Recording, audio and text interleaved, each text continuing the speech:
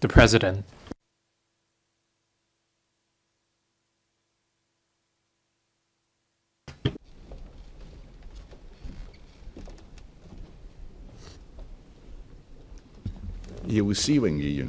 Mr. Yu Si-wing.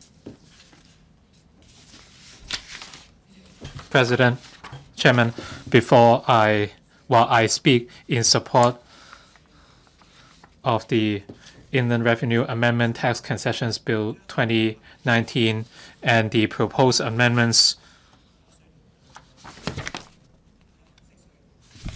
to increase the prescribed percentage for tax deduction of salary tax, profits tax, and tax under personal assessment from 75 to 100% while retaining the ceiling of $20,000 per case. The purpose of the tax reductions is to relieve the burden on the middle class and SMEs in order to deal with the coming uncertainties and to stimulate consumption. Given the current turmoil, our retail and tourism sectors took a hit. For the retail sector, they took a 20% hit, and catering has also been affected. So such relief measures would help encourage the middle class to spend more. The turmoil in the past 4 months led to a sharp decline for the tourism sector, and the repercussions are slowly surfacing. The Financial Secretary, Paul Chan, pointed out that the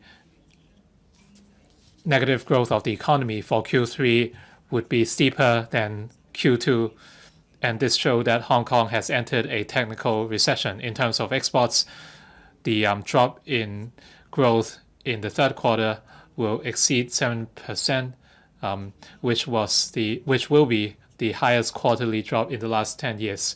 Our economy has been hit in multiple areas, and without an improvement, we might see a negative growth in GDP for the whole year. Hong Kong has been embroiled in a political struggle, and stall has yet to be restored.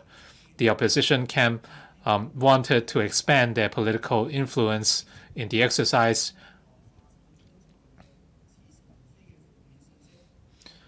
and they sought to spread negative messages and demonize some certain techie issues, and they are stigmatizing the Hong Kong government, and they blame the government's policy making. In order to stand in the way of the implementation of one country, two systems, they have resorted to different means to stigmatize some mainland issues and mainland people. The mainland is a developing country, so it's inevitable that some problems such as poverty gap and corruption exist, but these are inevitable for a developing country. But some people only highlight the deficiencies of the mainland instead of pointing out their strength. And these people only talk about two systems without mentioning one country. And the younger generation, as a result, has a lot of misunderstandings towards the mainland. And as such, they advocate Hong Kong independence and Hong Kong autonomy. The violence is never ending. And even before this turmoil, the opposition camp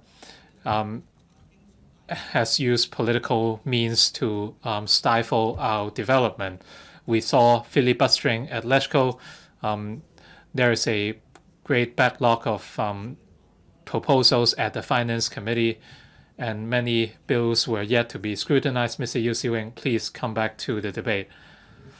Chairman, I just wanted to point out why I support this increase in tax deduction from 75 to 100%. I must offer a context. The political issues being introduced to the council led to abortion of meetings, and this led to difficulties in the administration's work.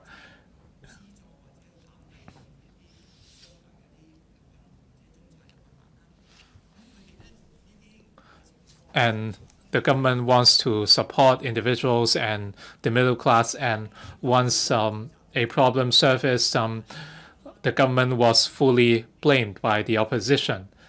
If we think about it, is the opposition camp really blameless for the anti-parallel trader movement and the anti-extradition law movement? They were triggered by the conflicts instigated by the opposition, and with the unstable political scene, Hong Kong's economy has fallen behind that of the mainland and Singapore.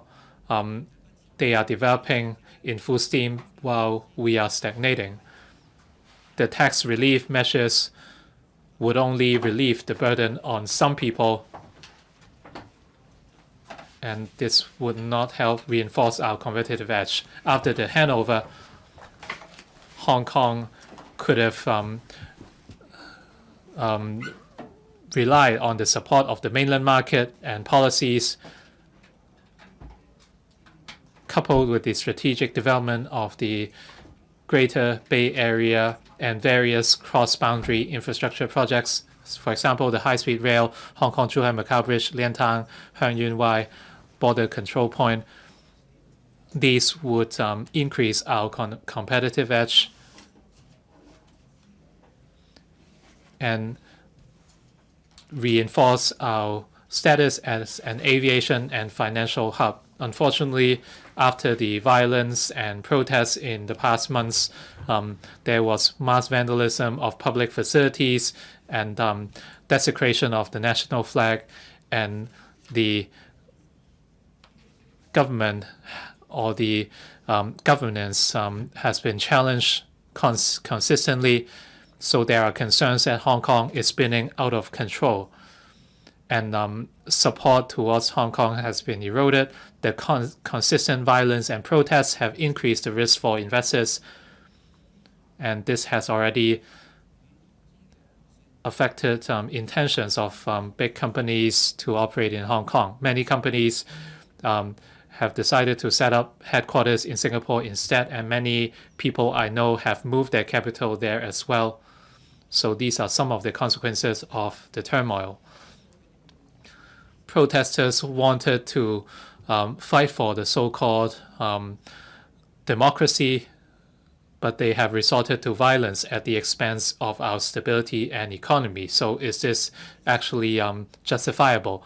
When we think about the four Asian dragons, Taiwan, Singapore, Korea, and Hong Kong and Singapore are small places that rely on the services industries. Singapore has developed rapidly in recent times, including social stability and infrastructure have been recognized by the international community. Hong Kong was once at the forefront of the developments, but we face a gloomy future ahead.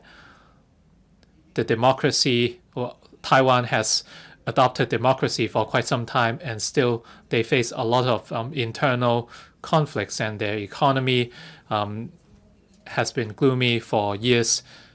So we can see that democracy is not a magic potion. Stability is the greatest demand of the people, and this is also much treasured by investors.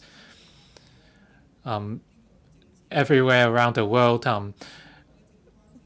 economies are facing economic decline, and we are facing two factors of uncertainty, including Brexit and the China-US trade war. In 2016, the UK started a referendum to decide whether they should exit the EU, and it marked the beginning of a series of political battles. Many people who voted for Brexit did not mean it. They wanted to use their vote to express their dissatisfaction towards the government and the ruling party.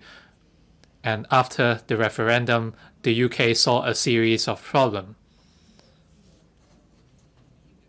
Brexit became a political tool, or a tool for power struggles, and it led to extreme conflicts between the people and different camps. And the EU provided a lot of support to the UK economy through market entry and market access allowed the UK to become a financial hub. And after Brexit, both parties or both sides would suffer. The UK has delayed the Brexit deadline for 3 times. So for UK enterprises, especially companies that take advantage of trade through the English Channel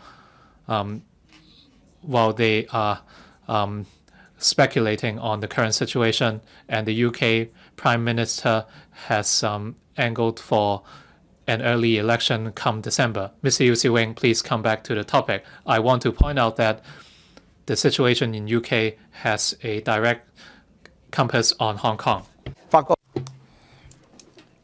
So enterprises are faced with such a scenario. They are worried about the future economic prospects of the UK. Hong Kong has a close relationship with the UK, and so we cannot be spared of the impacts. Now, the US president took the lead to start the US-China trade war. It has been escalating all the time. I think he would like to make this as an excuse, saying that there is huge imbalance so as to force China to open up its market so as to bring down the level of trade deficit. I think Trump is preparing for his re-election. He's trying to do this at all costs. He violates the spirit of free trade. He violates the spirit of capitalism. He just wants to advocate the idea of America first. So it is a replica of the trade war in the past. In relation to the trade war here, I think China has learned a lesson from the US-Japanese trade war, and China is well prepared. I think for both sides, both China and the USA will lose in this battle, and Hong Kong as well as other places will suffer. In order to get more political bargaining chips, I think the USA would like to use Hong Kong as a pawn. Mr. Chairman, we have seen these 2 elements of uncertainty. Our economy is being affected. Hong Kong has become the place of political struggle, and we have the Taiwanese presidential race coming up. Again, they would like to use Hong Kong as a pawn. They say that Hong Kong lacks freedom.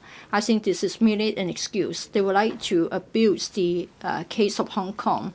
However, there are people who doesn't mind this. However, this has misled many citizens in Hong Kong.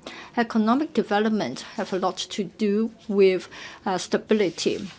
If you allow violence to spread, it will only result in economic downturn, affecting the livelihood of many people. If we don't stop it, it means that we'll go into an endless vicious cycle. I hope the government will stop the violence as soon as possible so that we can restore our peace and calm, and we can have economic development again. On the basis of such an analysis, I would say that for the service tax, tax on the personal assessment and profits tax, I think it is good and necessary to raise the percentage of rebate from 75% to 100%, but then this is not adequate. What's important is to restore the peace and calm.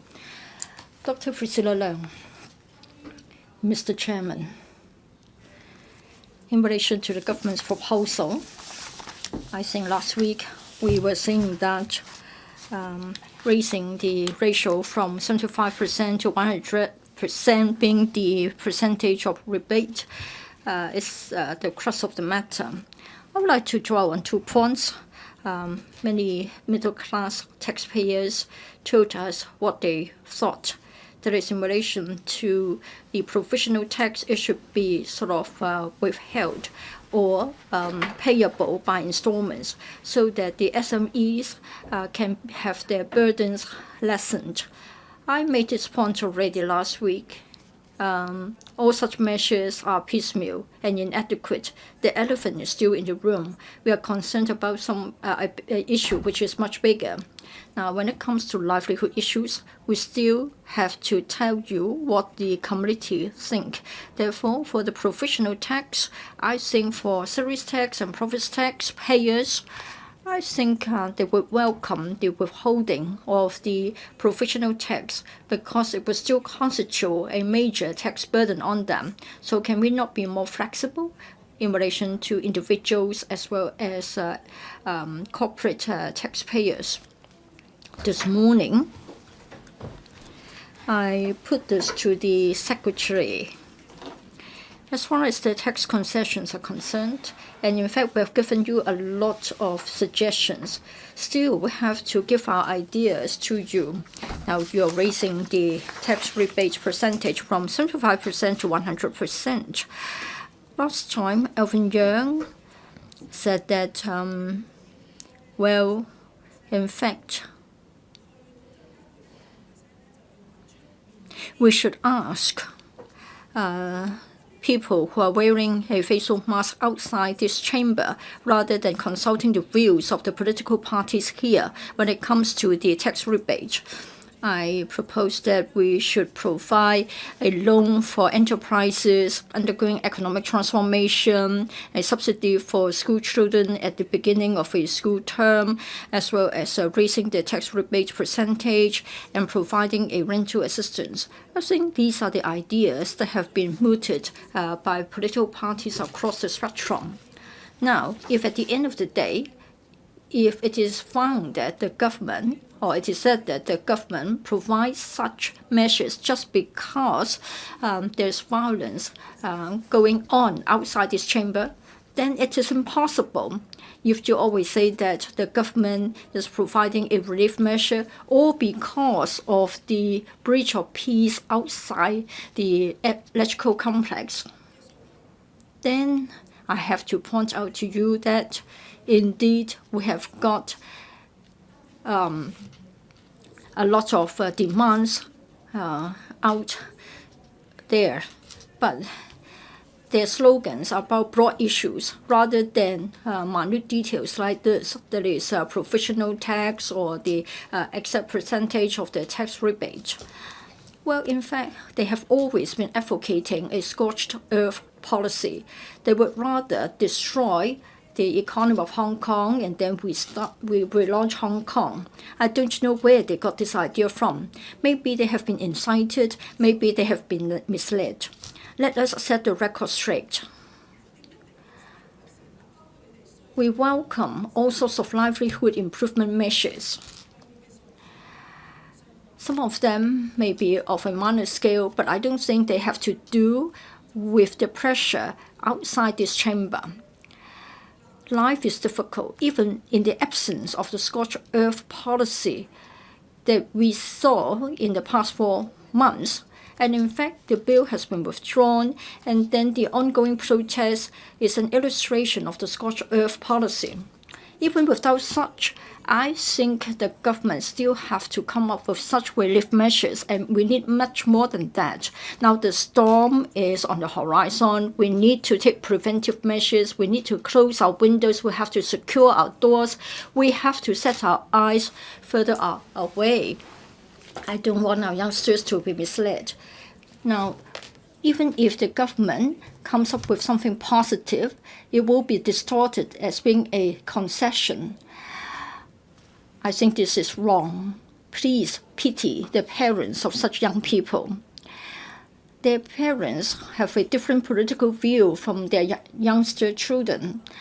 Well, today, I don't think it is right for us to encourage the young people to go down such a wrong path. I think it's time for us to illustrate that we should be rational.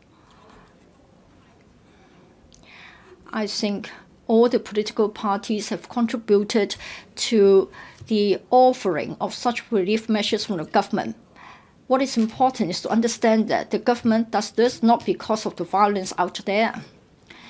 Mr. Chairman, for SMEs, for taxpayers, or taxpayers find it difficult to bear the tax burden, I think the government has to find out what the people want. Now, in the policy address, it is said that the academia and other experts will review the situation and will come up with a report. I don't think this is what we need. Why don't you be bolder and tell us about the broad direction that you are leading us? I think it's time for us to do some soul searching. I think we have to come up with some compensation, just like what has been suggested in the Riots Communities and Victims Panel has done. Well, the government has never made itself clear. The government has always got the timing wrong. On the 16th of October, the policy address was delivered, but you didn't give us the promise. You would only do it a few months down the road and let the IPCC tell us what has been found. Now, the Riots Communities and Victim Panel of the UK studied their riots. I know it is difficult for the police force. In the UK, the opposition party as well as the ruling party in the UK came to a consensus, and then they set up that panel. Well, I am going to the point. Well, they looked at three areas. First of all, the riots or the disturbance. We need to look at the deep-seated problems, education, politics, etc.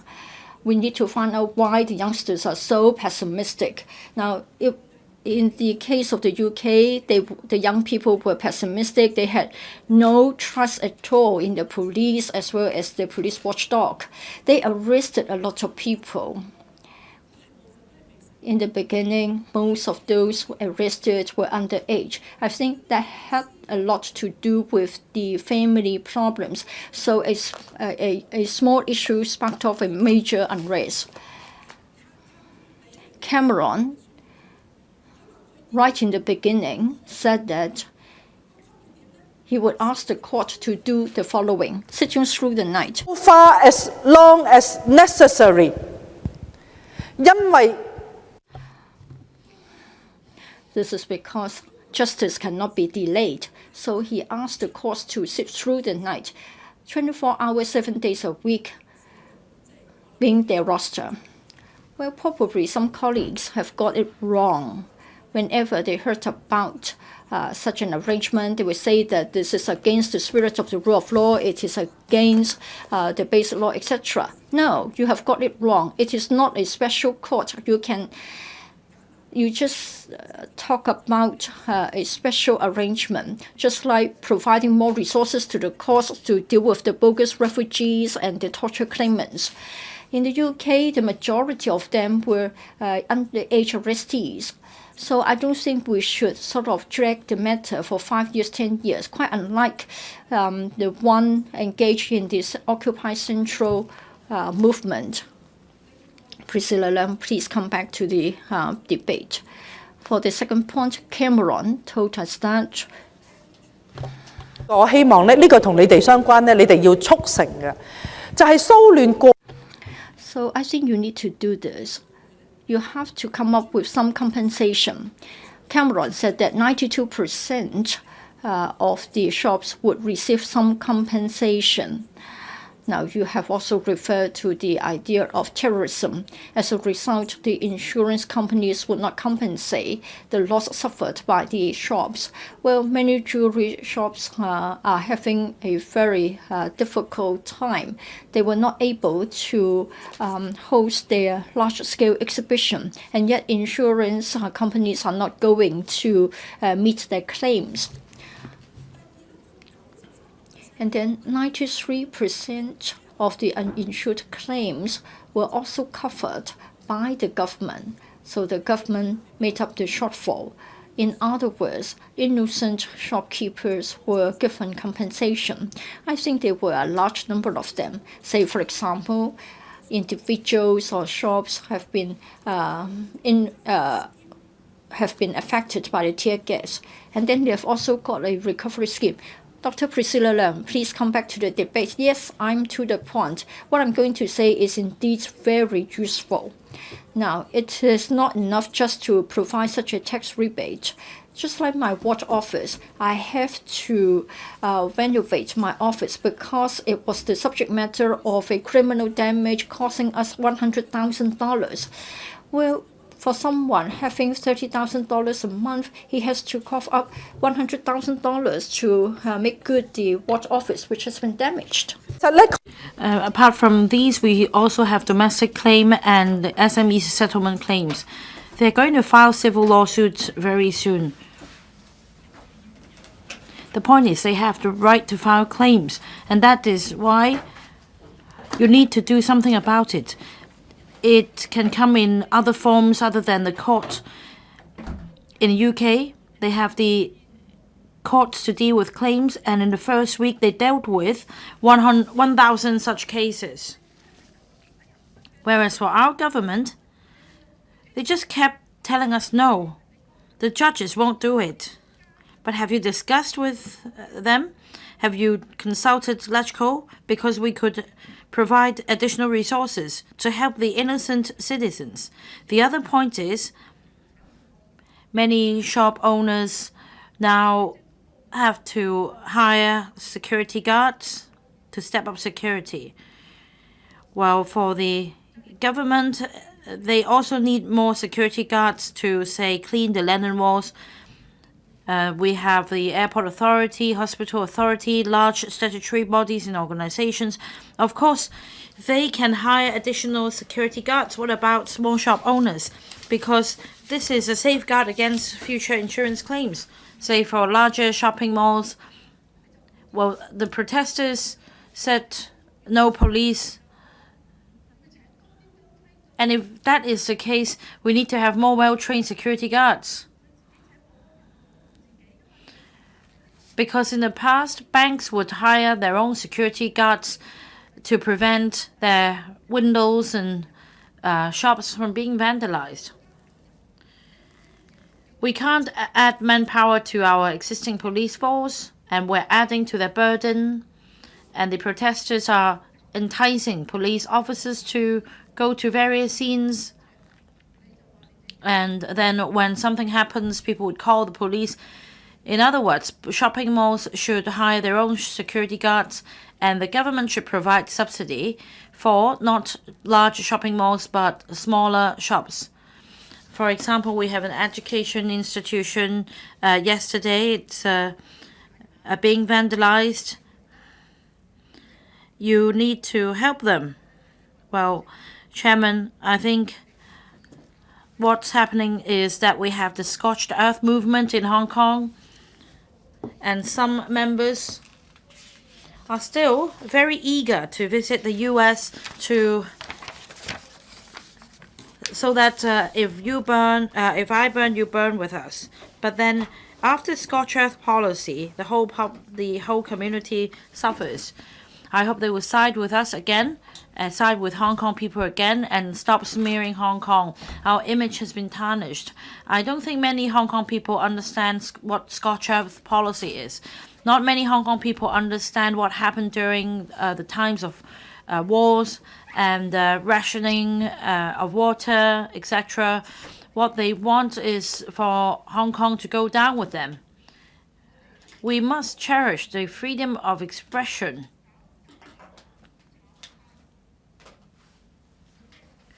And criticize those who support scorched earth policy. We can have an opposition camp, but this must not be done by scorched earth policy. We need to have freedom of expression in Hong Kong as soon as possible. Mr. Vincent Chang. Thank you, Chairman.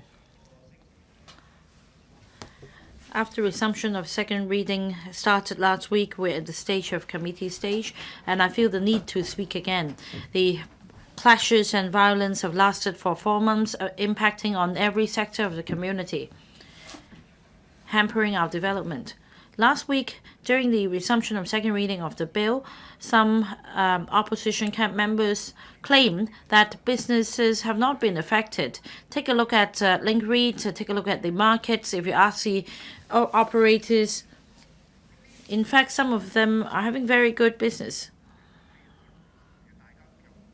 But in fact, we all see what is happening. There is much more to be desired. Employees and shop owners, they're all affected. I need to therefore get on my feet and speak again. Violence has been escalating, and we have yet to curb the violence. Shops and stores have been closing down, and I am very concerned. Although we have the enhanced measures to increase the tax reduction rate, it is far from sufficient. Some companies and shops have closed down. People have lost their jobs. We need to review the measures. For example, there should be more measures like those in 2003 to stimulate our economy and preserve employment. Let me talk about the enhanced tax reduction. The original amendment proposed to offer one-off reduction of salaries tax, tax under personal assessment, and profits tax for year of assessment 2018-19 by 75%, with a ceiling of $20,000 per case. With the economic downturn and the persistent violence in the community, people's livelihoods and businesses are affected. So, in the middle of August, the government rolled out another package of measures, including an enhancement of the tax reduction rate, and that is to increase the tax deduction rate from 75% to 100%. This week, the government is going to announce the latest economic figures. A few days ago, the financial secretary also warned that we're entering technical recession, and unemployment rate, which has remained the same for a long time, has increased to 2.9%. And we have families with working parents, and they work very hard. They work for 45 hours per week. And some of the practitioners in the retail industry have to work for 51 hours per week. They want to be self-reliant. They don't want to be on the dole. And for those exceeding the income and asset limit, they would very much want to pay tax to the government. However, we have the catering, tourism, retail industries bearing the brunt. I support the amendment to further increase the tax reduction rate. This will give them help, but the point is people are losing jobs. It's questionable whether these measures could help lift them out of their plight. Well, this morning I set up a street booth, and then some black-clad member of the public came forward to talk to me. I thought he was going to start an argument with me, and yet he just came forward asking me to, cheering me up, saying that he would support me. Instead of getting dressed in yellow or red, he decided to wear black, and he told me that he used to be an odd job worker in the catering industry.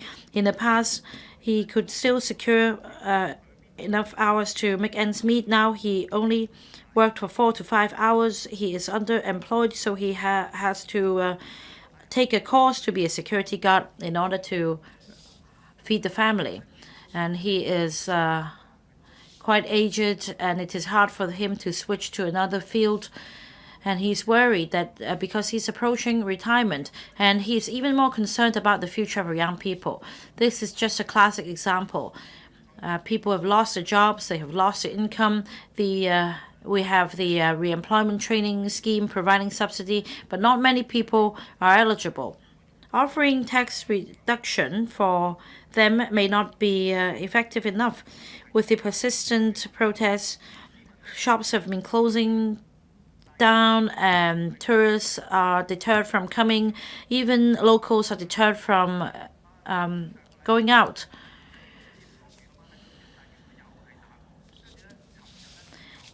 These violent clashes happened every weekend. Even yesterday, there was another clash in Tuen Mun, and students of the Hong Kong Design Institute vandalized the facilities yesterday. When will this come to an end? Well, in fact, last week I visited Causeway Bay. I saw no sign of any tourists. The shops, I did not find any tourists in shops, restaurants.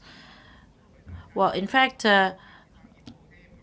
some member claim that the market is having very good business because people would go for grocery shopping and stay home dining instead. But this is not true. Local consumption is affected. For example, in Prince Edward, when colleague visited the area, visited the shop, the staff there was really friendly because there were few customers there. The latest unemployment rate stands at 2.9%, and that means some 8,700 people have lost their jobs. For the catering and retail industry, the unemployment rate increased to 4.9%. For catering industry, the unemployment rate stood at 6%. Well, does it reflect the current situation? I think it is much worse now. Last night I was driving by a Chinese restaurant. It was pitch dark. The lights were all switched off. I believe more people will be losing their jobs with another restaurant closing down. I want the government to provide figures about underemployment, employees forced to go on leave. But take a look at what happened in SARS 2003. On a quarterly basis, the unemployment rate rose to 8.3%. And the retail industry, in the retail industry, 320,000 employees worked in the industry. For the hotel industry, some 300,000 as well. If we only focus on tax reduction, I'm sure that the unemployment rate will be on the rise. We need to provide imminent help. There should be further relief measures regarding profits tax. In fact, it has a two-tier system. For the first tier is 8.25%. For a profit of over 2 million, the tax rate for incorporated or for corporations is 16.5%, so on and so forth.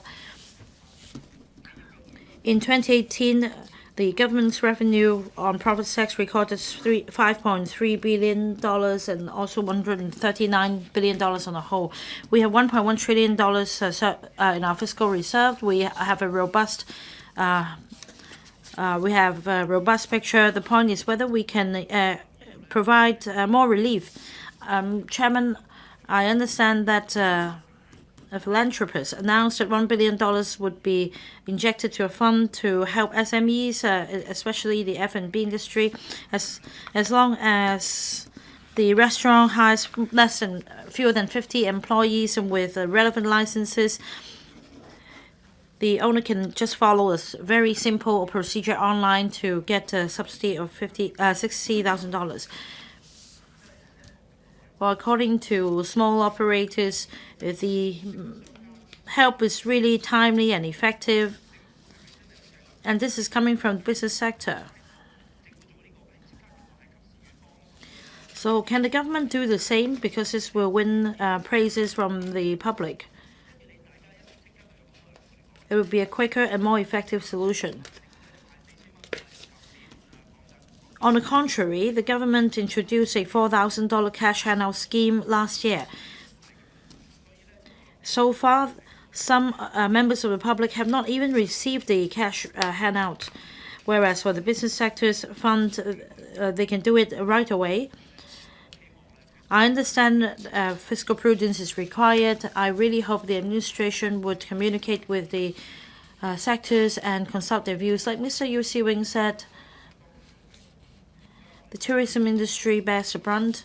Although we have the cash incentive, $100 and $120 respectively for the two schemes, I'm concerned about the 6,000 tourist guides and 17,000 tour escorts and their livelihood. And for the hotel and aviation industries, they are also impacted on. Perhaps the government could provide waiver for the air construction, for the ACF, for the third runway system, etc. I think empathy is very important. During the question session, Mr. Lee, sitting in front of me, asked the Secretary for Labour and Welfare whether he'd sought any understanding regarding the predicament facing the families. She also asked the secretaries about whether he would visit the shops to understand the extent of vandalism. Yet the secretary gave a disappointing reply. He said he is dealing with a lot of things. So, is there any unity? Are you joining hands with the business sector in resolving the issue? Or is it that the government is standing by, watching the closing of shops and how people lose jobs?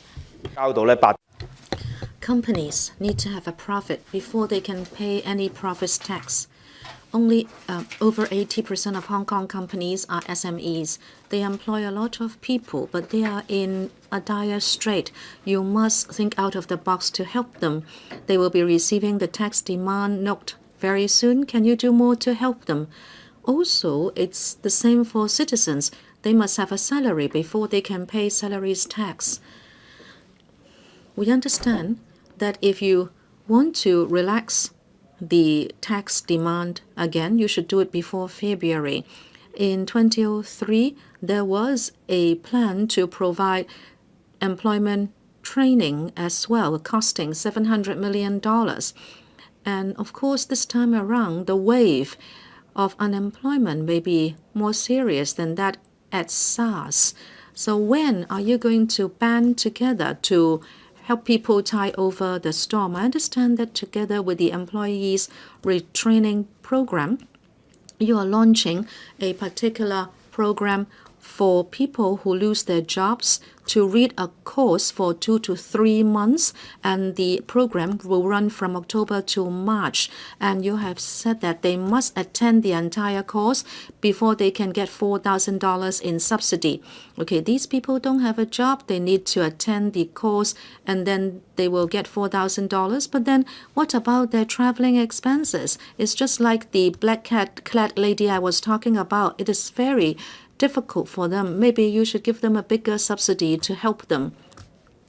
Chairman, lastly, I'd like to talk about the employment scheme that was launched at SARS.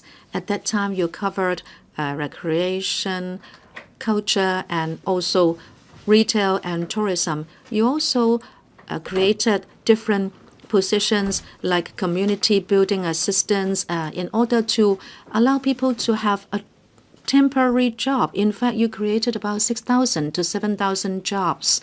And faced with this very difficult situation, I hope you can really prepare more measures to stimulate the economy, preserve jobs, and support the people.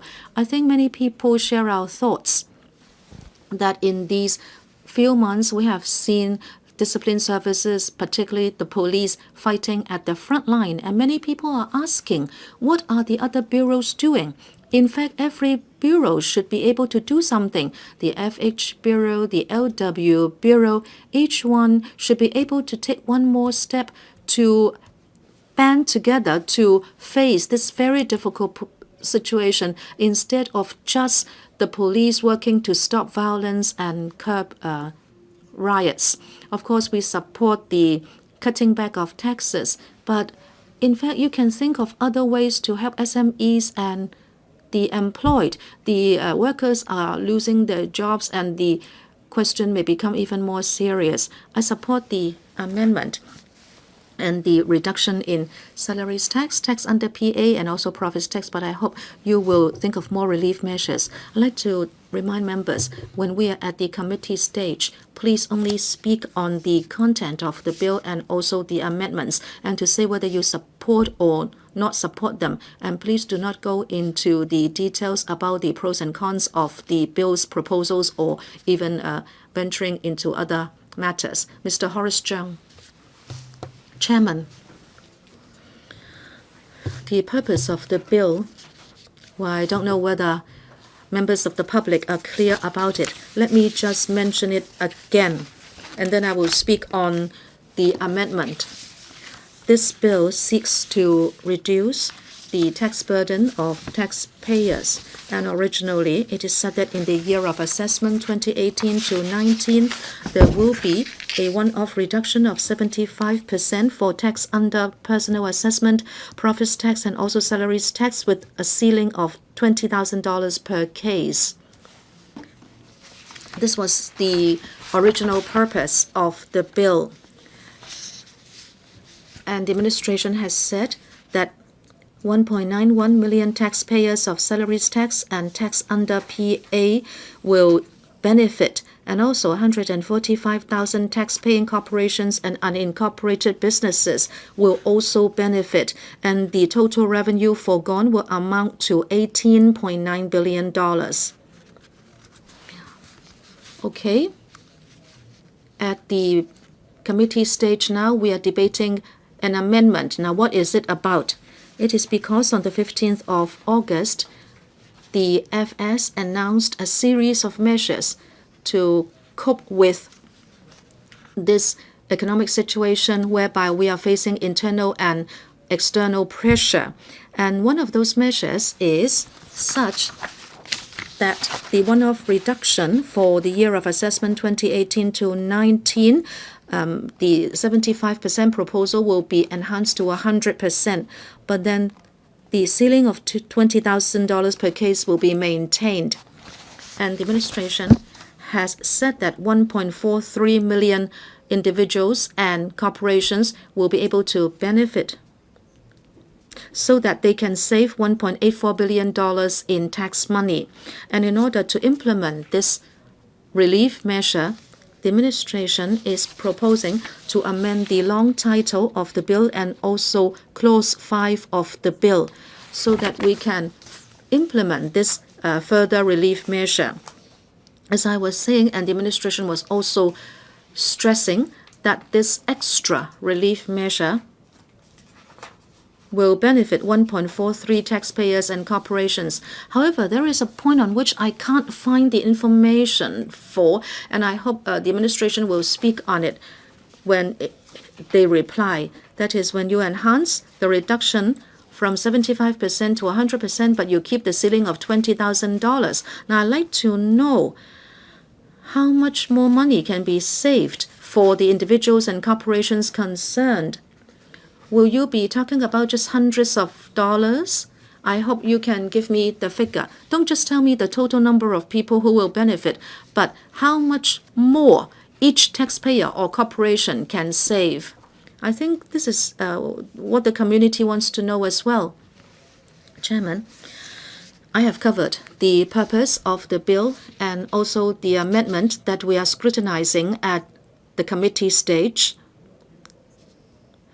In order to debate this amendment, we must understand the actual situation about salaries tax and profits tax and how the amendment will have an impact or will help us.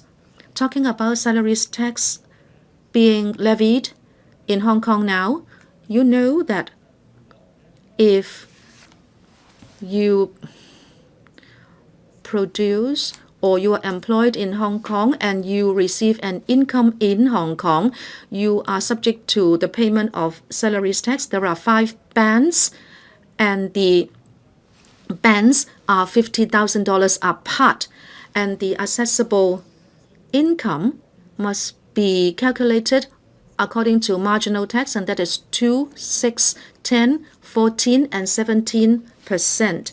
This is how the tax payable will be calculated. And how is the ceiling of tax to be paid calculated? And that is, the assessable income will have the eligible deductions taken away from it, and then you take 15% of that resultant amount.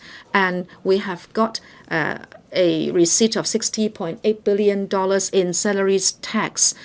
Some people also pay tax under personal assessment, say they have to pay property tax, etc. In 2017 to 18, the income from tax under personal assessment was about $5.3 $1.83 billion.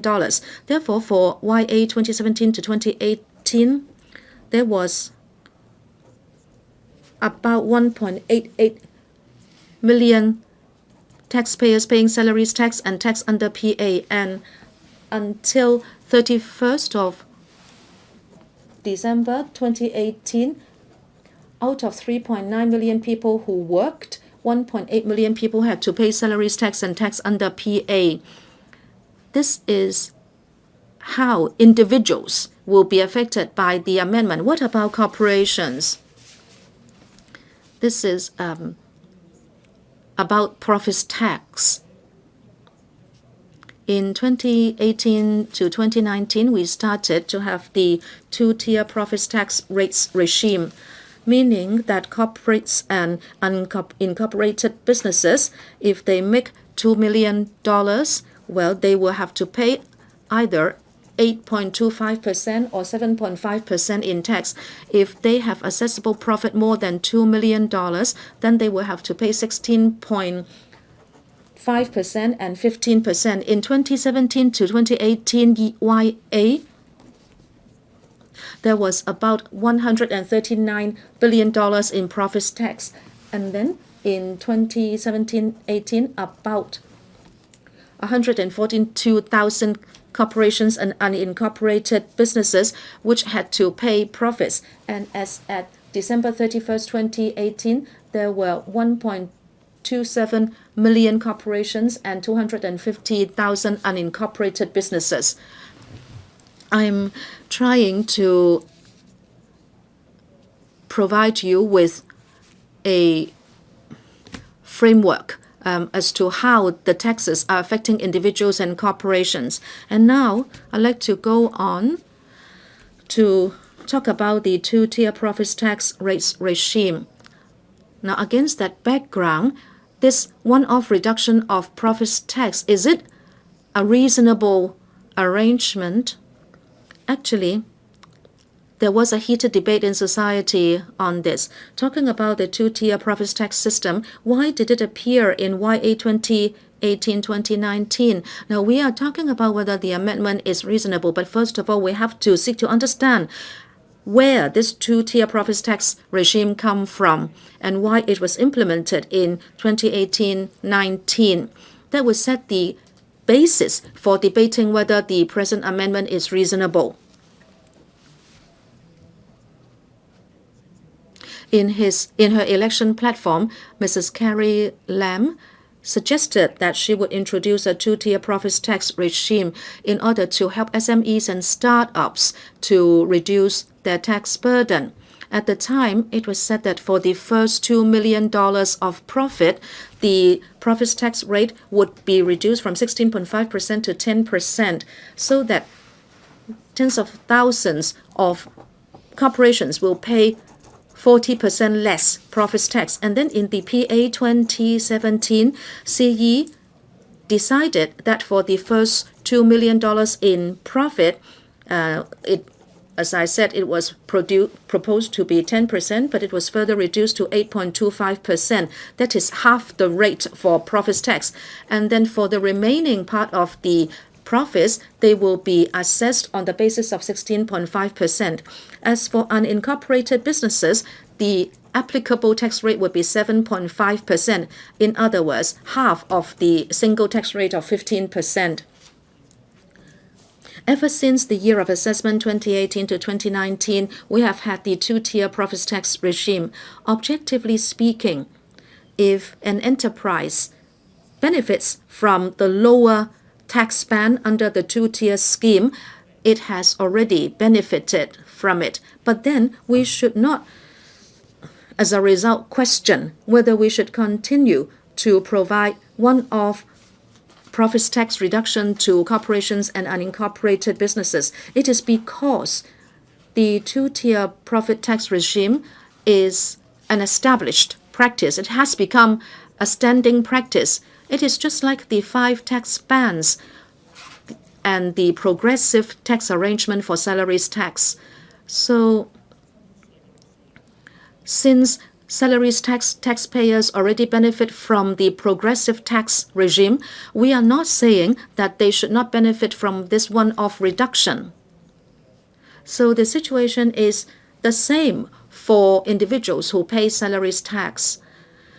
Now, of course, if you want to compare profits tax and salaries tax, and whether in terms of a progressive tax regime, whether the two are comparable, well, we can delve more deeply into it. And whether the salaries tax bands can be further extended, and whether the 5 bands can be further divided up, well, we can certainly delve more deeply into it. But then, when we debate this amendment today, I don't think we should go into such areas. Therefore, we will wait for another suitable occasion in order to debate those points. But as I was saying, in the community now, people are saying that with the 2-tier profits tax regime, whether it is reasonable to have this one-off reduction.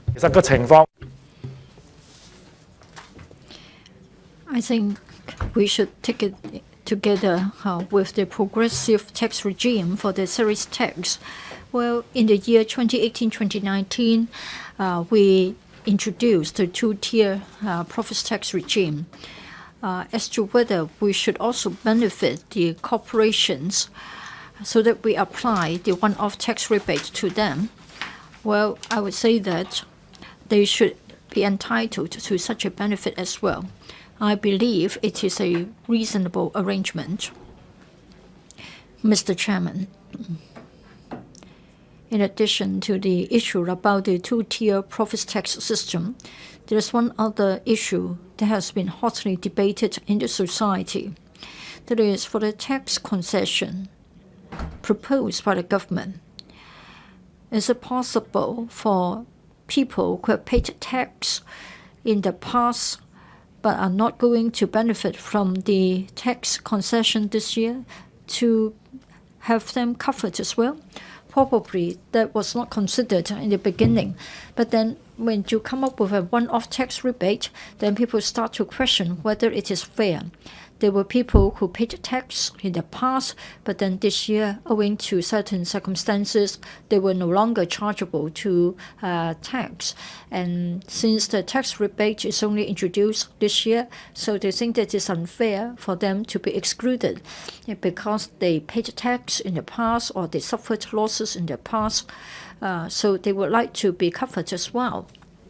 To me, I think in our debate today, we should also explain clearly the pros and cons and set out the arguments. But of course, because of the time limit, I will reserve my arguments till I next speak. So as far as the 2-tier profits tax system is concerned, that's all I want to say. Thank you. Ms. Alice Mack.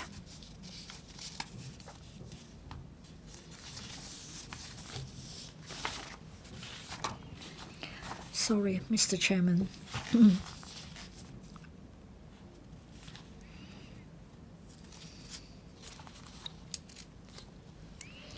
Mr. Chairman, I speak in support of the amendments proposed to the Inland Revenue Amendment Tax Concessions Bill. What I want to say is that no one would object to the proposed amendment.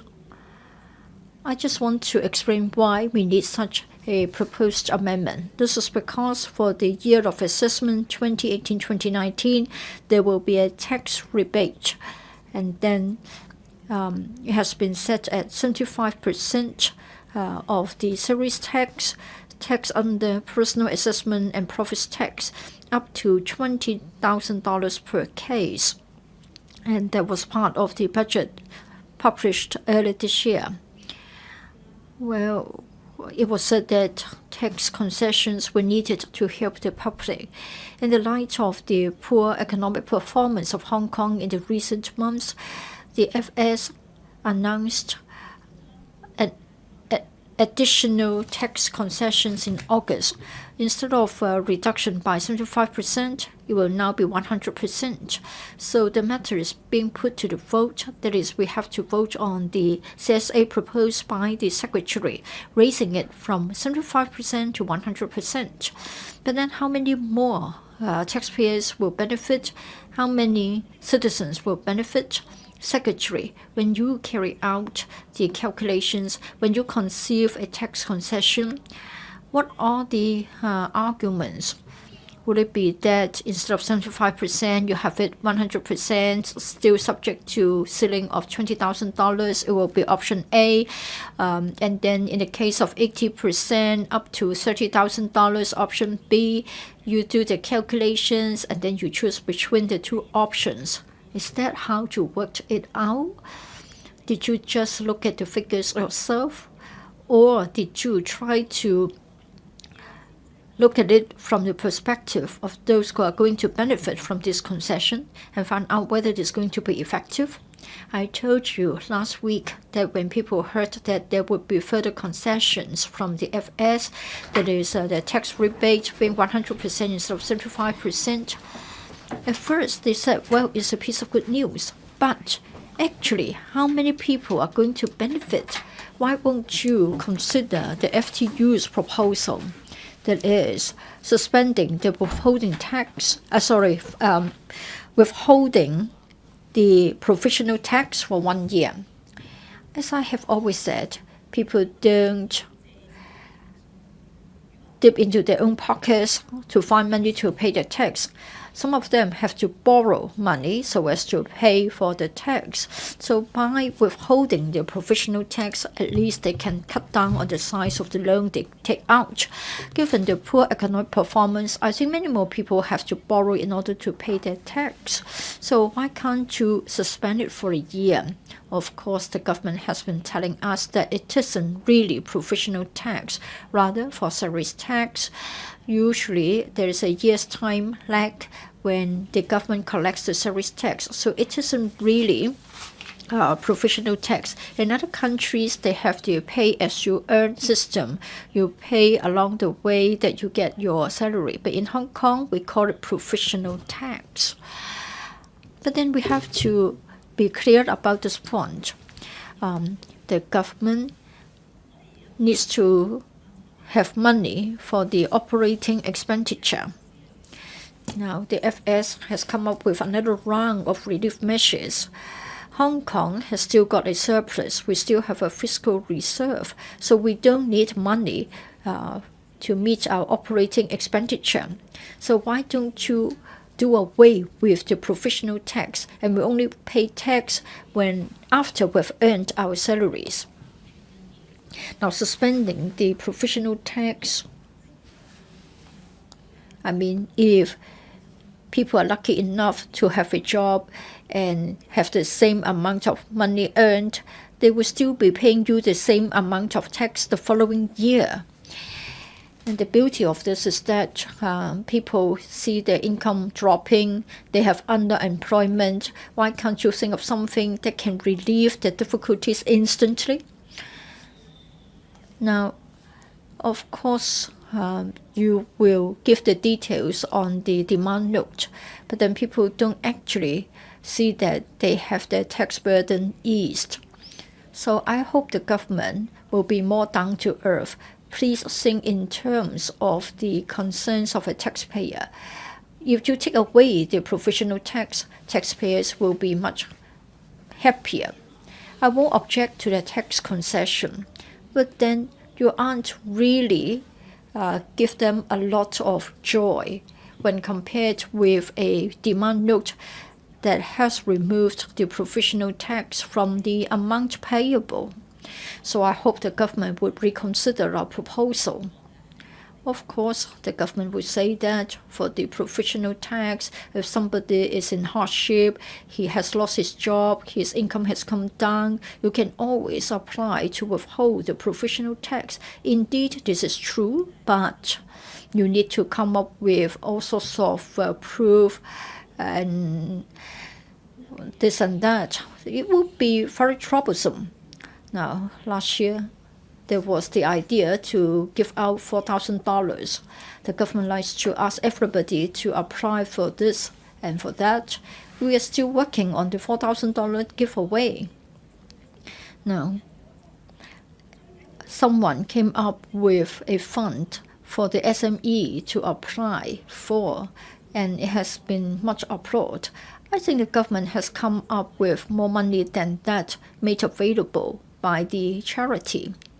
The beauty of their scheme is that they would dispense with the cumbersome application procedures. I don't know why the government would like to bother us with a lot of application procedures. Now, for the purpose of the tax concession, I think the government would like to help the taxpayers so that when we are caught in the economic hardship, our burden can be eased. If that's what you want to achieve, then please do away with the bureaucracy. But otherwise, it will become a thankless job. So please consider seriously the idea to scrap the provisional tax for a year. If I make enough money the year following, I don't mind reinstating the provisional tax.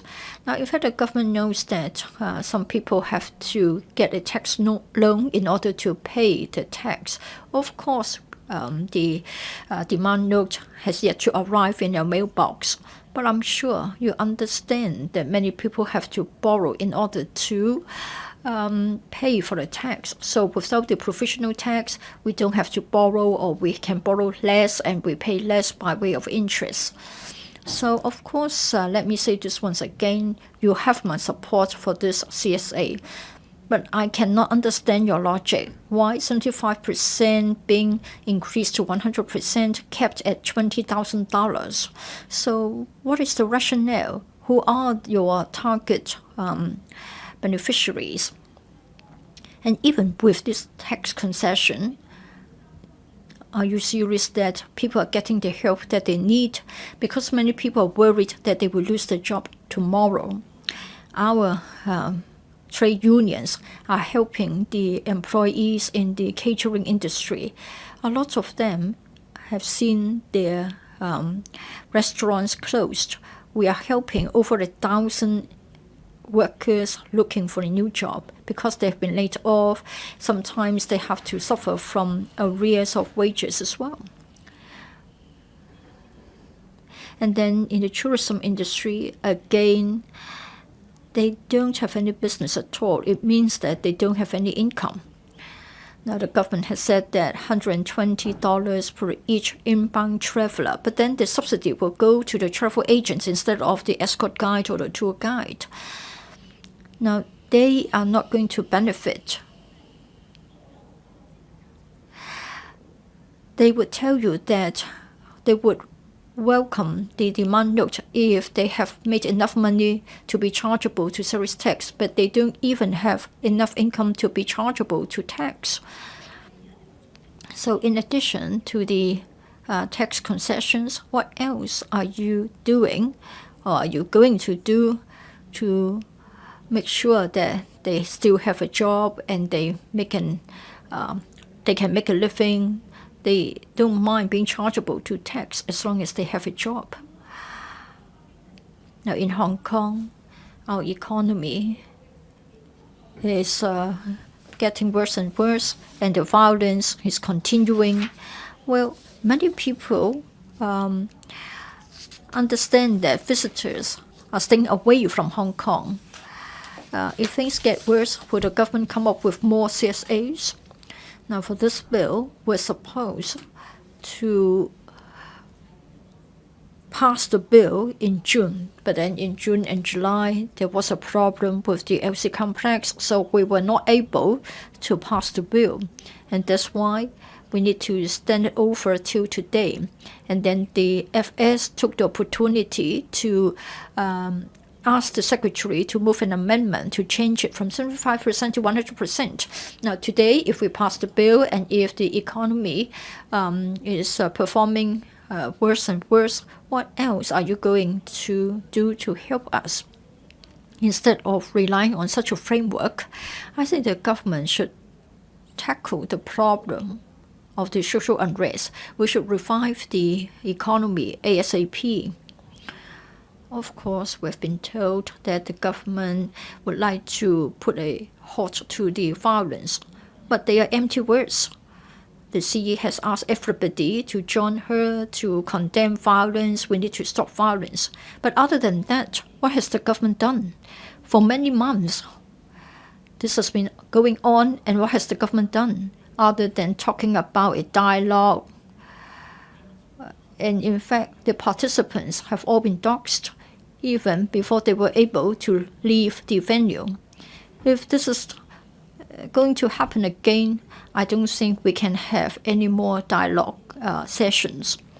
And then the district council's election campaign has commenced. Now my ward office has been vandalized 3 times, and 20 of my banners have been destroyed. So are there any effective measures to stop violence?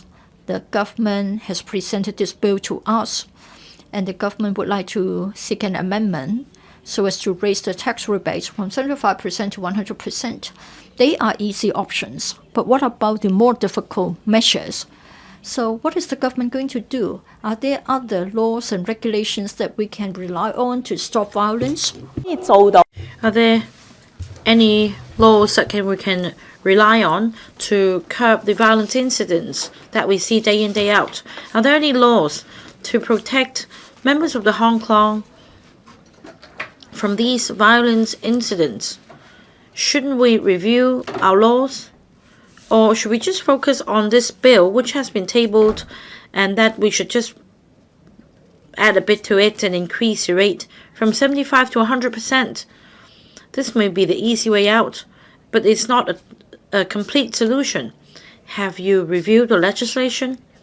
We have been talking about it for months.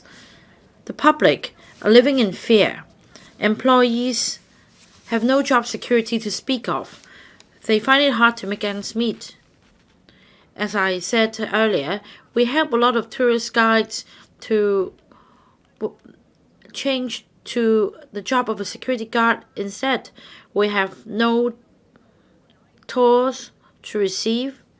And it's even worse than SARS, because we knew back then, once we ended the SARS epidemic, our economy will go back to normal. Now it's unknown to us. That is why I say it is not sufficient for the government to just amend or propose the amendment to the bill. It is not sufficient. We need to review our laws to see what can be done to curb the violence, so that members of the public will no longer live in black terror.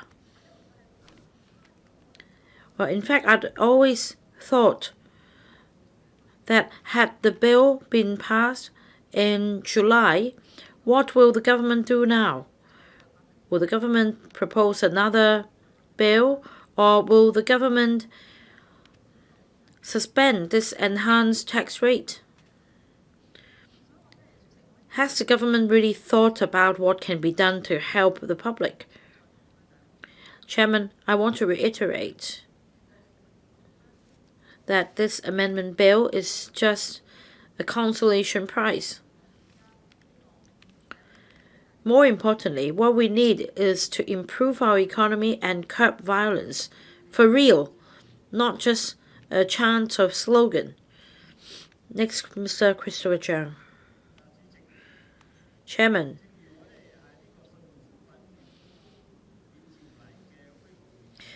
during the resumption of second reading of the Inland Revenue Amendment Tax Concessions Bill 2019, I already stated that I support the Financial Secretary's amendment and the enhanced tax reduction rate, that is to increase it from 75% to 100% while retaining the ceiling of $20,000 per case. I hope the administration will further increase its ceiling to $30,000 in the future to provide relief to the public. Well, there are those who think that this measure provides little help, if at all. because for the tax reduction ceiling of $20,000 per case, that means in real terms one could only pay several hundred or $1,000 less. Can we really provide help to enterprises and individuals affected by months of violence? As for paying taxes, I must say that not all businesses are profitable and not all companies pay tax and not all individuals pay tax either. This benefit is not a blanket one applying to everybody. That is why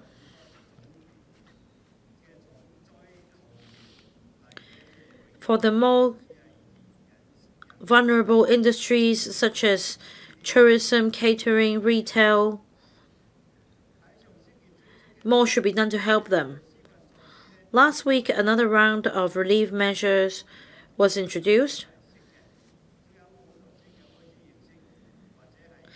and the basket of measures includes subsidy and other kinds of deductions on a reimbursement basis.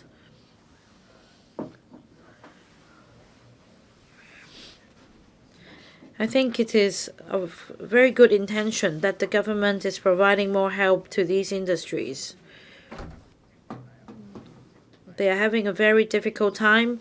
Some of them are boycotted, and some of them are in the face of a folding or closing down. Just last week, starting from around 2 p.m., this social unrest began all the way until the small hours, and it happened in the core areas of Kowloon, such as Mongkok, Tsim Sha Tsui, Kowloon City, Sham Shui Po. It was like a war zone. So imagine people wouldn't even have the heart to go out and enjoy themselves, let alone consumption. Well, there are vulnerable sectors such as transportation, hotel, retail, catering. They suffer the most.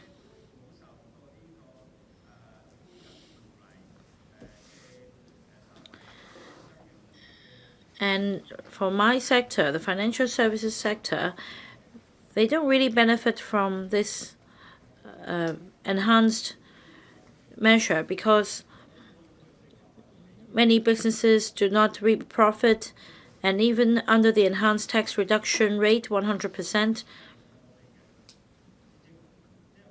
we're not benefited. It provides no help to us at all. Chairman, some say that the Hong Kong stock market is still robust. We have a daily turnover volume of $60–70 billion. Why would you call your sector vulnerable? I would say that for the Hong Kong, Shanghai, or Hong Kong Shenzhen Stock Connect, the levels have dropped, and if you deduct the transaction volume coming from these two schemes, we're talking about a daily turnover volume of $30–40 billion of our stock market, comparing to the previous level of $60–70 billion. There is less room for us to survive. We have only this humble request. We ask for waiver of our annual fees and also the increasing overhead and expenditure because of increased fees of the Hong Kong Stock Exchange. However, none of the 3 rounds of measures put forward by the government place any focus on our sector. We're neglected by the government. But let's not forget that the financial services sector contributes close close to 19% of our GDP. We're a major contributor. We also have several 10,000 practitioners. Some may say that we still have some very vigorous IPO activities. The stock market is performing well. Indeed, in terms of IPOs, the number of listings is sufficient, only that these new stocks have had little trading activities a few days after they've been listed. Because of the persistent social turbulence, many companies have stalled their plans of listing in Hong Kong. Some of them have actually retracted their plan. In fact, the IPO figures have dropped by 50%, a very drastic drop.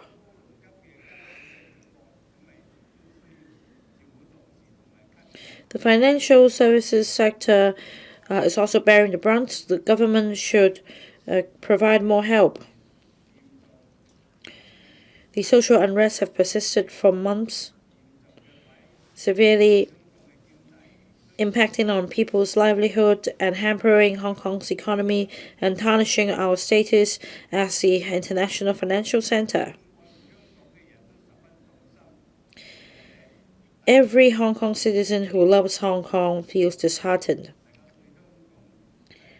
We now have another wave of emigration because people are losing confidence in Hong Kong. We have no confidence on our resilience. The wave of emigration is even more severe than what we had in 1997.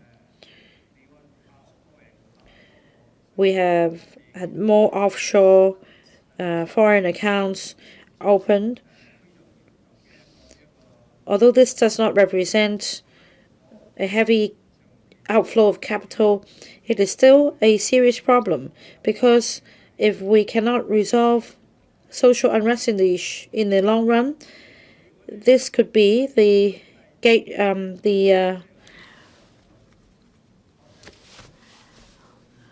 opening for capital to flow out of Hong Kong. We worked very hard over the century to establish Hong Kong's status. We must curb the violence and stop the riot. We must stay united and stop them from destroying our home. Hong Kong is an international metropolis. The Christmas and New Year retail peak periods are arriving. The government should come up with ways to stimulate local spending and restore confidence in the public and tourists.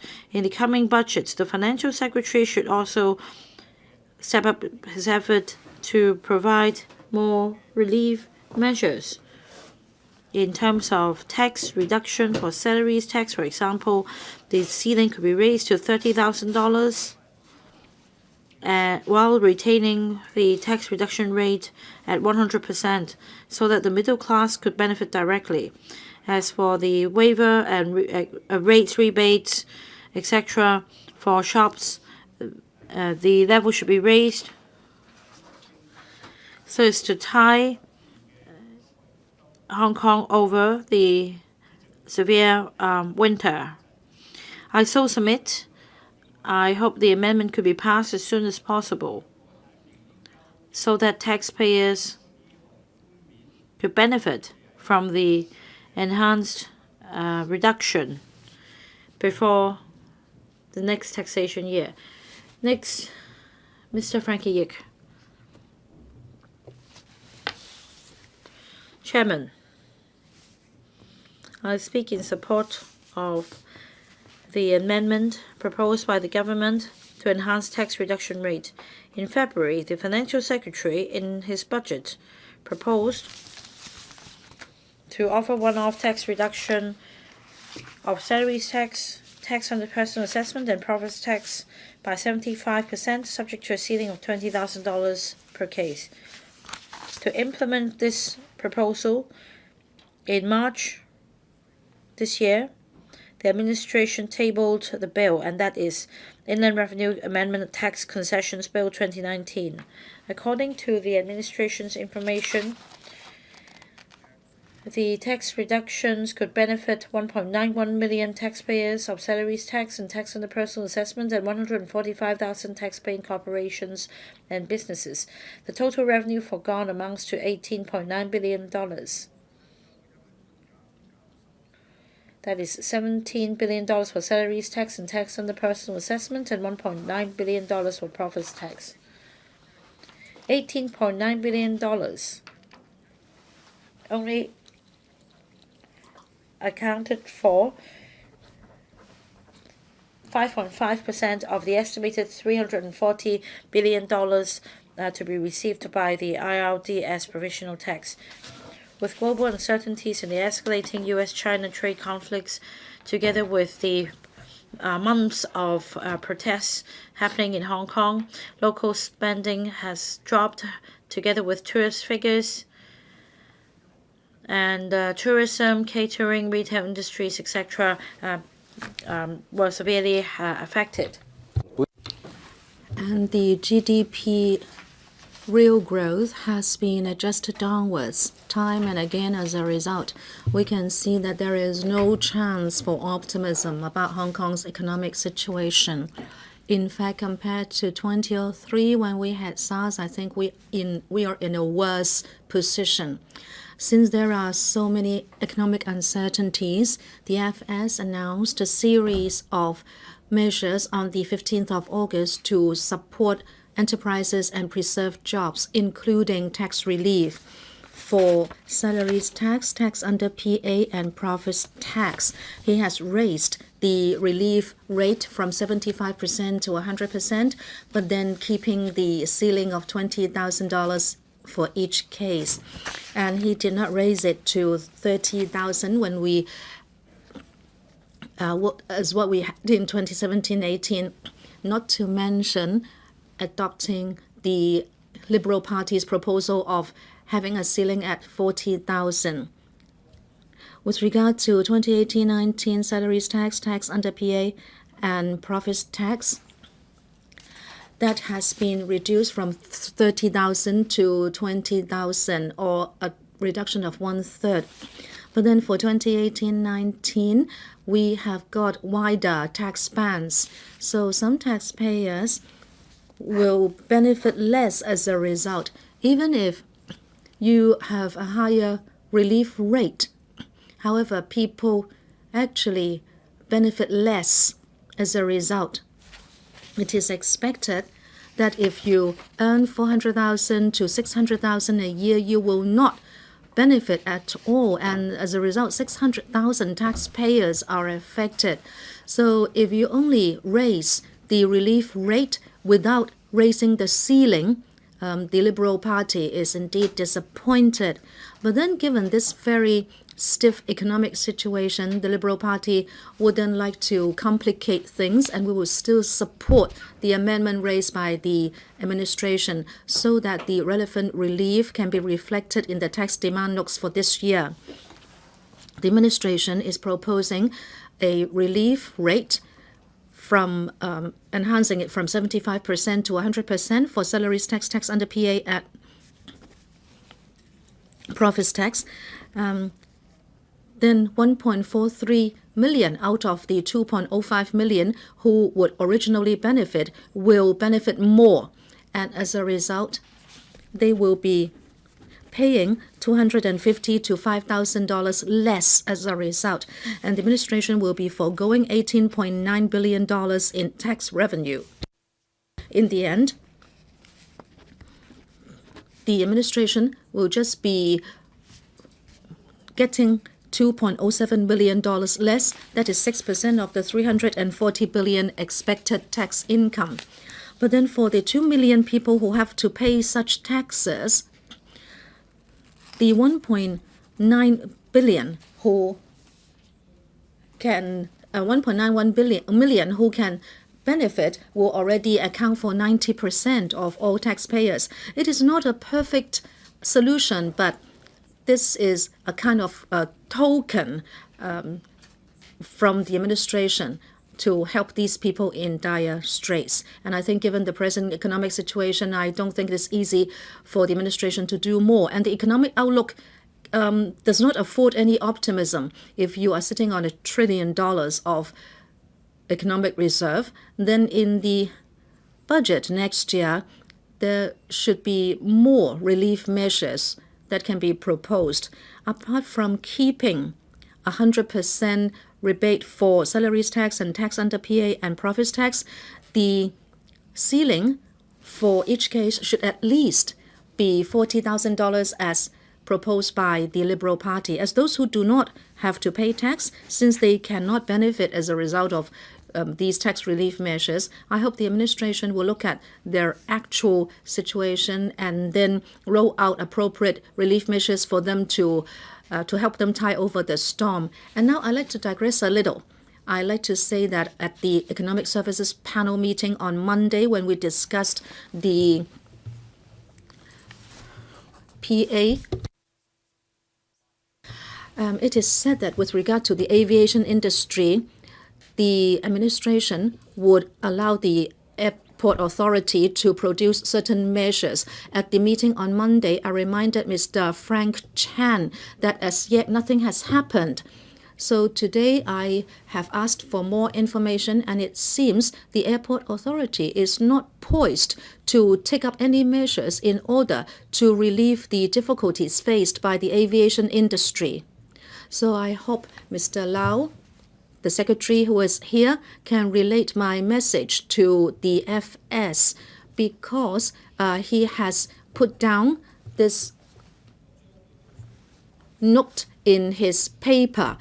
In fact, I will also write to the FS to ask him to follow up the matter, but I hope Mr. Lau, you will also relate this message to the FS on my behalf. So I speak, Chairman, I support the enhanced tax relief measure for personal assessment tax, salaries tax, and also profits tax, and to 100%, and also the amendment to the long title of the bill.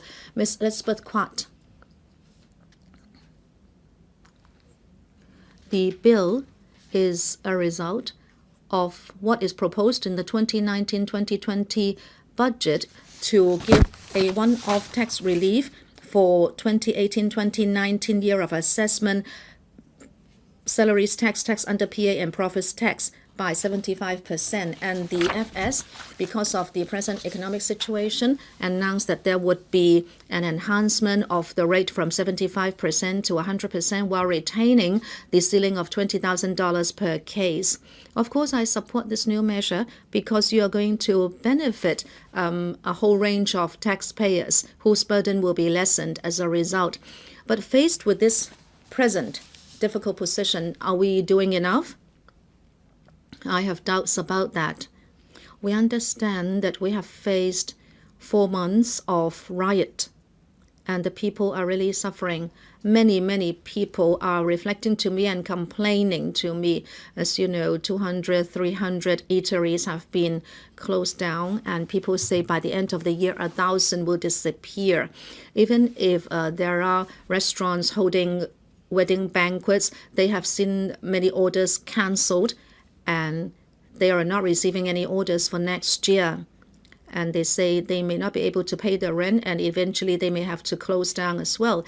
As you know, the logistics industry is suffering, and even worse for tourism. There is a 50% drop in the number of tourists, and many tourist guides are receiving zero pay. And the retail industry is also suffering. Apart from the drop in tourism numbers, domestic consumption has also dropped. People are not going out on weekends because they are afraid they cannot go home after they are in the streets because there may be riots. And the beauty industry is telling us that their business has dropped by 50 to 70%. We know that these industries have been suffering, but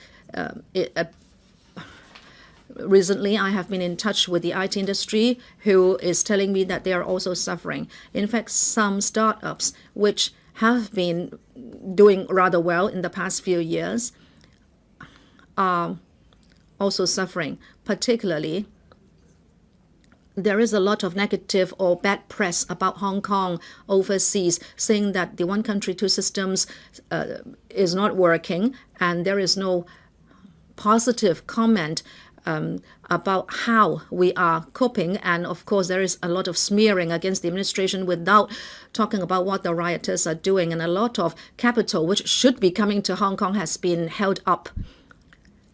People will then have no income as a result, and some of them may lose their jobs. And the employers are also facing a very difficult situation, because those who are in catering and retail industries, the SMEs are telling us that they need private guarantee for the signing of tenancy agreements. Even if they want to wind up their business, it's not as easy as that. They have to consider what will happen next, and if they want to carry on, for how long can they sustain their business? Even if you roll out relief measures to say, for example, there is a bigger guarantee for loans, they dare not take out the loans because they don't know for how long they can go on for. Some of them have signed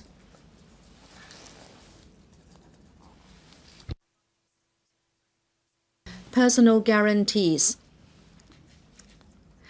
And it is said that even if you fire me, I will not be able to provide any compensation. And if you want to stay and tide over the storm with us, then perhaps we can try together. And some employees are indeed doing that. They're receiving no income, and they want to ride out the storm together with their employers. So you can see, if many more people are going to lose their jobs and they have no income, and then the employers are sustaining a loss all the time, then such relief measures are just like a drop in the ocean. You are not doing much to help them. They have no profits, so they are not paying taxes. So what's this relief good for? And as I said, many employers belong to the middle class, and it's not easy to describe how they are suffering. They said that before, when we faced crises and when there is a handsome government reserve, the administration did more to help them. Why is the administration so miserly? Let us look at the financial year 2017-18. You were more generous with regard to salaries tax and also tax under PA and also profits tax. You allowed a 75% rebate with a ceiling of 30,000, and the marginal tax span has been increased from 45,000 to 50,000. So many people benefited. But look at this year. You are raising the rate to 100%, but the cap is still $20,000 per case. In other words, not many people will benefit a lot. Given this very challenging environment, I don't think you are doing enough. You should take another step. You should set the ceiling at least $30,000. I think you should consider doing this. And apart from taxation, there is a lot more you can do. Let me talk about the technology sector. With regard to the technology voucher, you have increased it from 200,000 to 400,000. However, you only pay for half and the enterprises pay the other half. Now there is little business. People have little to do. If the companies can still carry on, then this is the time for them to upgrade and reform. This is the time to train employees to upgrade their skills and also to upscale the computer systems and the use of technology. Actually, the technology vouchers should be able to help a lot, but now you ask them to pay $200,000 for undertaking IT projects costing $400,000. But how can they do it? If you want to help them, then if the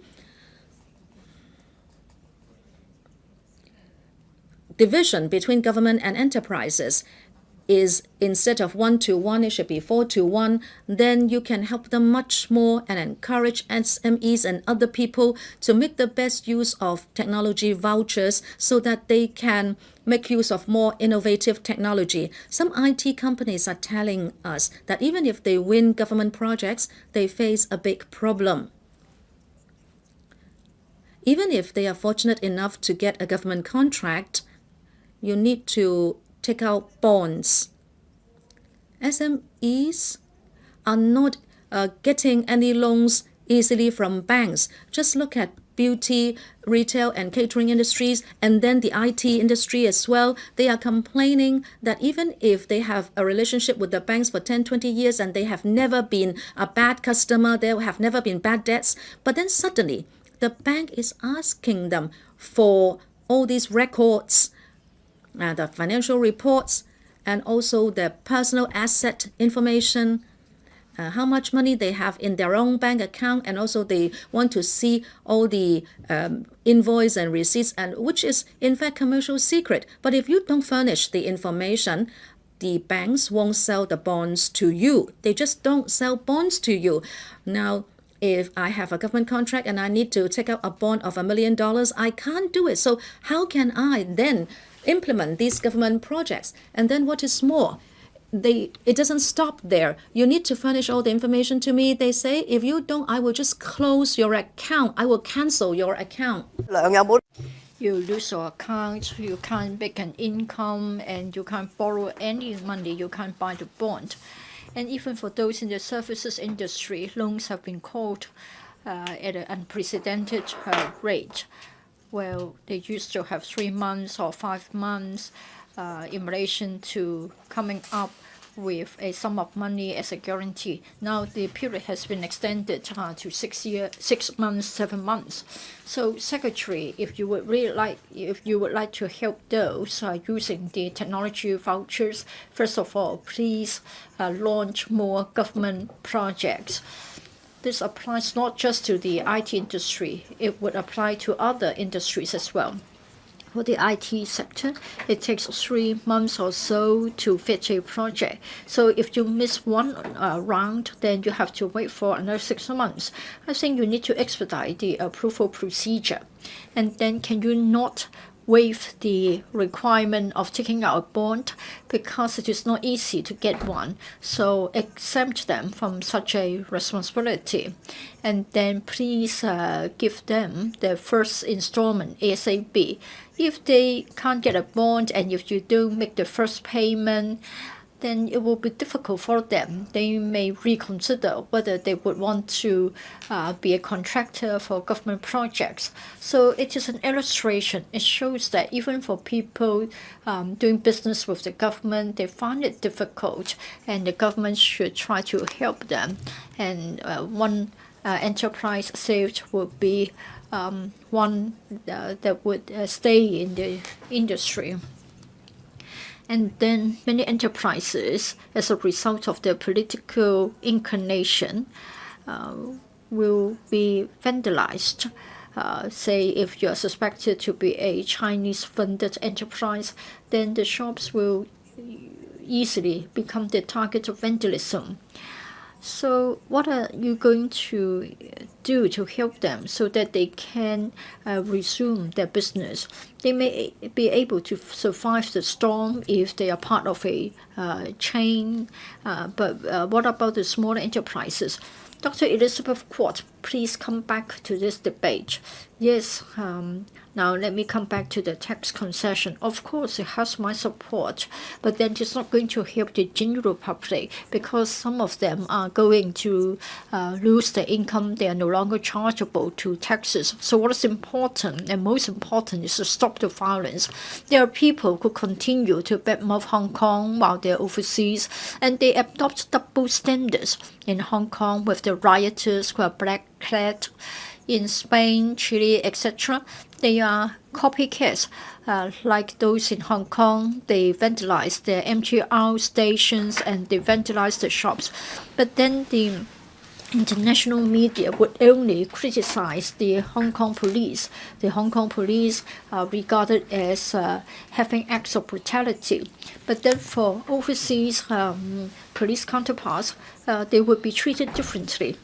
Now, in our case, it is said that it is a non-violent protest.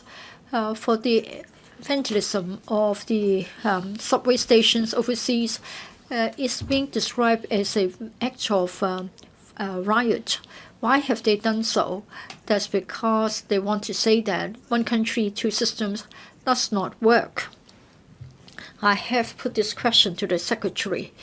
Hong Kong is being bad-mouthed, and even if we can put a stop to the violence in future, it won't be easy for us to revive our economic performance. Now, Edward Yao has said that he would rely on the 20+ ETOs to do the clarification work. Well, if you really want to help the people in Hong Kong, don't just stop at tax concessions. You need to clarify the picture. Tell other countries in the Western world, in America, what it is actually like in Hong Kong. You can't just rely on the ETO officials to clarify the picture, because their citizens won't understand the true picture, and then their parliaments will be urged by their citizens to censure Hong Kong. So you need to do more to clarify the picture. You may have to place advertisements. You may have to rely on professional lobbyists so that the Western societies as well as the parliaments would understand what it is like in Hong Kong. Moreover, our citizens have to understand that it has gone out of control. It is no longer just a matter of opposing the amendment bill. Now, people think that by having a scorched earth policy, we can do away with one country, two systems with the help of the People's Liberation Army. But what would be left? You are going to destroy our successful story, which has seen us through decades. So if you want to work for the brighter future of Hong Kong for our next generation, what is important is to treasure our freedoms. If Hong Kong is not a free society, then people who have engaged in riots and advocating independence could not have made their calls so loudly. So we need to distance ourselves from all sorts of violence, and then we can stop the violence, and then we can go back to the right track. Thank you. Ms. Chen Haiyan.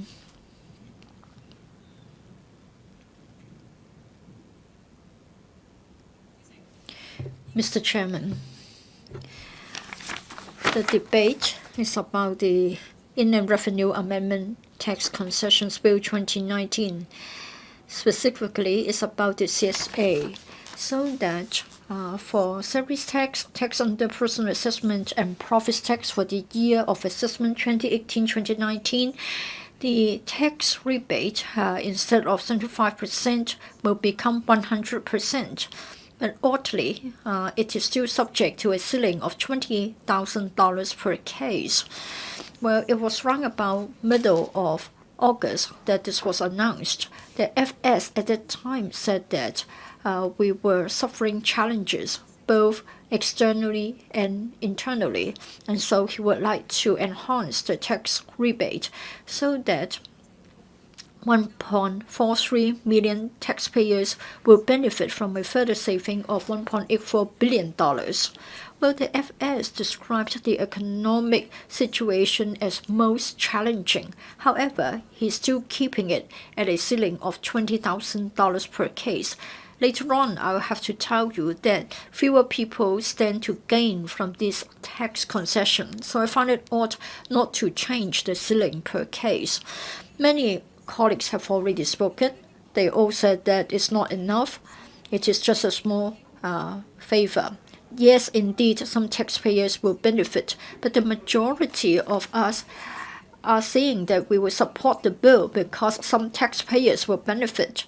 However, if it is really a challenging time, then I think we need to raise the ceiling. Instead of $20,000 per case, it should be $30,000 or even more. So that more taxpayers, whether they're individuals or corporations, will benefit. For the year 2017-2018, if we look at the budget, at the time, the FS told us that for service tax, tax under personal assessment and profits tax, etc., the tax rebate will be subject to a ceiling of $30,000 per case. Now, we are told that we are in a challenging time, and yet the government has scaled down the amount of tax rebate. It is mind-boggling. For the year 2017-2018, in relation to the budget, well, for people benefiting from their tax concession, there were 1.88 million taxpayers, both individual and corporations, and then 142,000 incorporated businesses and corporations benefit. Well, on this occasion, 1.43 million only. This is quite disappointing. Well, the government has told us that we are in economic hard times, and it is a very challenging occasion. Do we know the source of our trouble? I think everybody knows clearly. This is because over the past few months, there was a lot of unrest in our society. It is unprecedented. It originated from the opposition to the amendments to the Fugitive Offenders Ordinance. It has lasted for a few months, and our livelihood has been much affected. The suffering is huge. The catering industry, retail industry, hotels, and the aviation industry, among others, have been hardest hit. And then I think when compared with the Occupy Central in 2014 and the SARS outbreak in 2003, I think the problem is much worse. However, there are people still glorifying the unrest. There are lawmakers who are saying that the violence arising from the protests is for the sake of Hong Kong, for a better future, for our future generation. Well, let's look at the figures. Figures won't lie, and I think we should stop glorifying the protests. I don't think we can glorify the violence. Let's look at the figures so that we can tell what sort of impact it has on our economy and our livelihood. 30 countries and regions as a result of the turmoil in Hong Kong. Since we can see vandalism everywhere, the airport has been blocked, and then we have violence everywhere. Over 30 countries or places have issued a travel alert. Even if you treat the travelers to a trip to Hong Kong, they don't want to come because they're not sure whether they have problems with their flights and whether they will still get insurance cover when there are so many problems and the roads are blocked, etc. Now, for the number of travelers, I think it has come down drastically. For August, there were only 6 million travelers going through our airport. It is a drop of 12.4% when compared with the same month last year. And then for the year-on-year change, it is a matter of 3.5% drop. In other words, we have only gone fewer flights carrying passengers. And for cargo, again, a drop of 11.5%. In other words, just 380,000 tons only. Well, people would say that it's better to have fewer people around, it's less crowded, the queues are shorter, etc. While you are making such comments, I'm afraid you don't understand that many innocent citizens will be victimized. They will lose their jobs, and then they won't be able to make a living. Let's look at the aviation industry. Well, it's been affected by the latest unrest. Airlines are saying that they have to scale down, they have to cut their flights. Some are even suffering losses. Some airlines have told their employees that perhaps they should consider taking no pay leave or they should receive a pay cut. For the travelers going through the land boundary crossings, let's take a look at the latest figures from the TIC. In September, for the first 10 days, on average, there were only 15 tour groups from the mainland. So a year-on-year drop of 90%, as much as that. So a huge drop in the number of mainland tours coming to Hong Kong. So it has an impact on the coach drivers as well as the tour guides. Some of the coach drivers didn't even have a single cent. Some retailers are facing the risk of having to close. With fewer travelers, many other industries are being affected. Say, for example, for hotels, I think the hotel rates have taken a nosedive. Well, hotels have reserved certain rooms to receive inbound travelers, but then we are seeing fewer and fewer travelers arriving in Hong Kong. So as a result, they have to slash the hotel rates so as to reduce the loss. Other than the hotel industries and the aviation industry, let's take a look of the catering industries and the cosmetics industries, etc. Now, for the listed companies, they've already issued profit warnings, saying that the social and economic situation is such that the sentiments are weak and then people are cautious with their spending. In other words, people don't want to spend. They don't like to go out to shop against such a background. So for the catering industry, for the clothing industries, and for people selling cosmetics, they have been much affected. Now let's turn from listed companies to small shops. If you go to Peiho Street and in Sham Shui Po, if you take a look at small toy shops, in the past, it's very difficult to get a shop space. Now, during my recent visit, at least 4 or 5 stationery or toy shops had closed down. We now have vacant shop space, at least 4 or 5 of them. But I dare you to rent a shop space under this current sentiment. I'm very dissatisfied with members who claim that actually the business for some shops is better. The reason is some shops are vandalized because of political differences. And it is very unhealthy for us to patronize only shops that agree with our political views. Please come back to this debate, Ms. Chen Haoyan. Well, this debate, I want to conclude by saying that the government is providing little help with the tax reduction rate because the economy is so bad, and this will continue. Unemployment rate is expected to further increase with more shops closing. We already feel how bleak the current economy is. And the Financial Secretary also described our current economic situation as very challenging. Well, of course, you may say that other relief measures would be introduced at the same time. But if we just take a look at the tax reduction proposal, it is only a drop in the ocean. It is just something better than nothing.